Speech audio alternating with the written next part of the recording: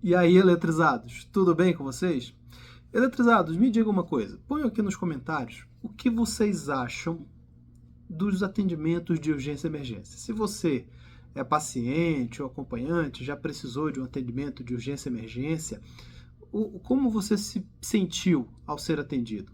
E você que é profissional da área da saúde, qual é a sua perspectiva de trabalhar num serviço de urgência e emergência? Você acha que é um ambiente que realmente é valorizado? Você acha que é lá que os profissionais, que os melhores profissionais estão ou que deveriam estar? Conta para mim aqui no comentário. Por que disso? Olha só, a minha percepção sobre o serviço de urgência e emergência é que o serviço de urgência e emergência é o serviço crucial do atendimento hospitalar, do atendimento médico hospitalar. Por quê?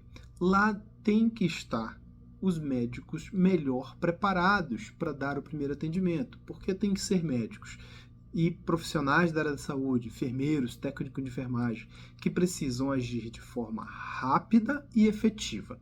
Não podem agir de qualquer forma, tá bom? Do ponto de vista cardiovascular, é na unidade de urgência e emergência que a maioria dos cardiopatas se formam. Ou seja, é lá onde pacientes que tiveram uma síndrome coronariana aguda não têm o diagnóstico correto, desenvolvem então uma cardiopatia isquêmica. Pacientes que chegam com urgência ou emergência hipertensiva, que não têm o diagnóstico e tratamento correto, acabam também desenvolvendo cardiopatia, que não recebe a orientação correta de depois procurar o atendimento do médico e o colega que está lá identificar sinais de gravidade para que o paciente e o acompanhante entendam que aquilo realmente é algo grave. Isso também é um sinal de muita gravidade e que a gente precisa mudar, tá bom? Entenda uma coisa, o paciente cardiopata, na maioria das vezes, ele vai procurar o atendimento médico já ali nos seus momentos finais também. Porque o que mais causa mortalidade no paciente cardiopata são as arritmias ventriculares, são as paradas cardíacas, as insuficiências cardíacas descompensadas. Esses pacientes que já têm cardiopatia, se eles não forem atendidos da forma correta e rapidamente, eles acabarão evoluindo a óbito. A mortalidade cardiovascular, ela tem aumentado ano após ano, apesar do avanço da tecnologia. Entendam o seguinte, não adianta eu ter a melhor estrutura, o melhor equipamento, se eu não tiver uma equipe bem coordenada, uma equipe bem treinada. Eu costumo dizer que a melhor tecnologia que pode existir é o médico beira-leito. E por que isso?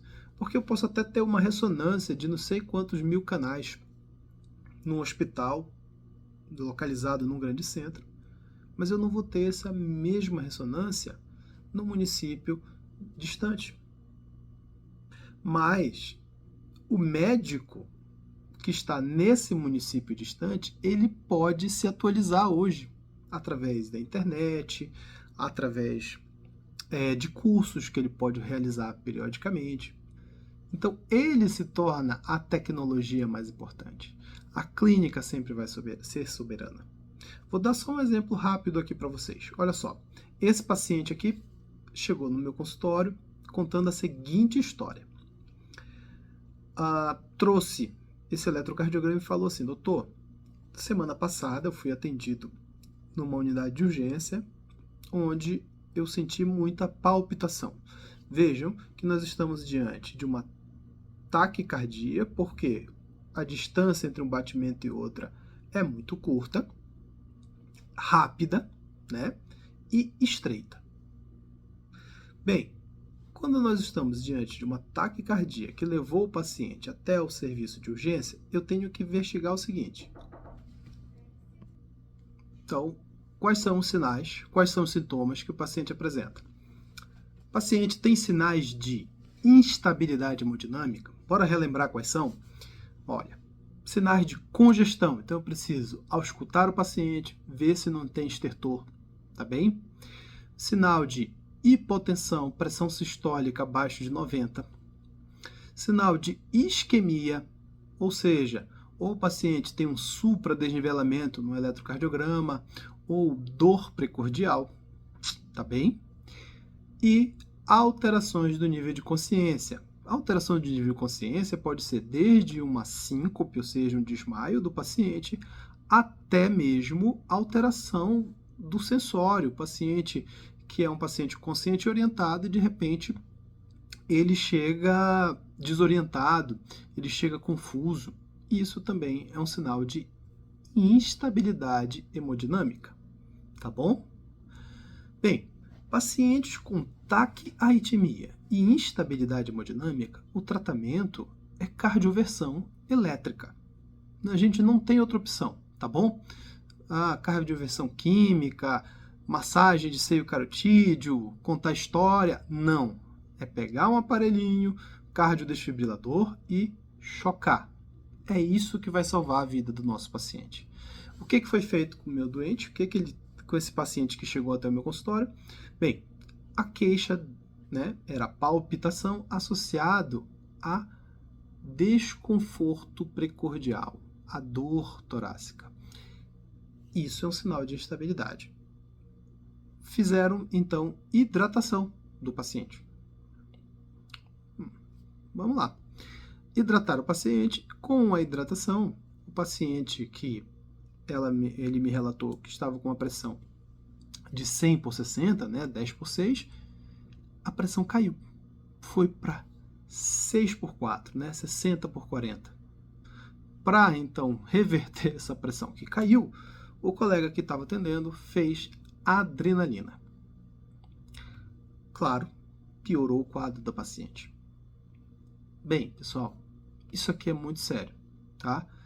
Essa taquiarritmia é uma taquiarritmia do tipo supraventricular, é uma taquiarritmia muito fácil de ser revertida, na maioria das vezes não causa sintoma, a não ser a palpitação, e a reversão dela a gente faz com manobra vagal, principalmente valsalva modificada, tá?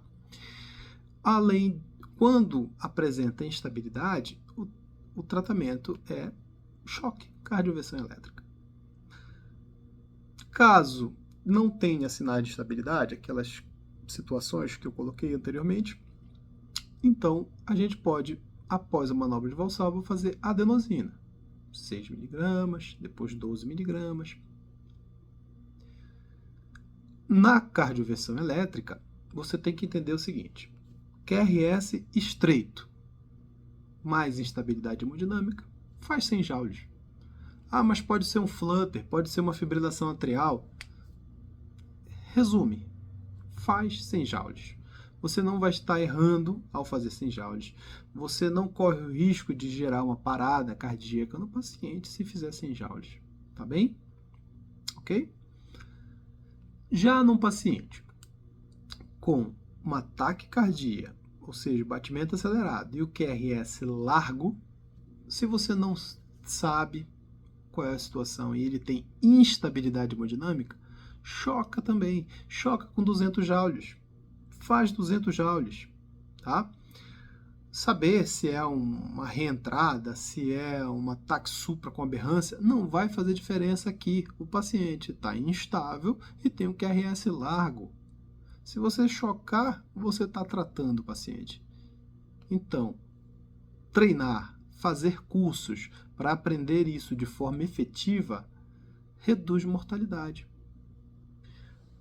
A paciente reverteu o quadro, né? Esse paciente reverteu o quadro porque começou a tossir. Ao tossir, ele disse que tentou segurar a tosse e fez uma manobra de valsalva. Ao fazer a manobra de valsalva, olha lá, reverteu o quadro.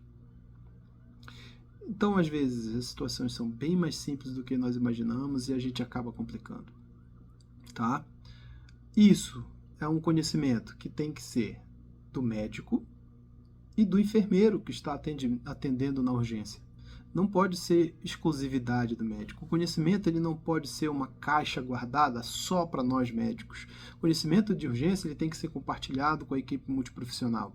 O enfermeiro que está atendendo, ele é de nível superior igual a gente, então ele precisa também saber o que é para fazer, que é para nos ajudar. Às vezes a gente está ali atendendo muita gente e aquela informação que vem junto acaba ajudando o paciente. Então, tudo em prol do paciente. Gravem essa informação aqui, compartilhem, curtam, tá bom, eletrizados? Porque isso, um detalhezinho, acaba salvando vidas, tá bom? Até a próxima, viu? Grande abraço!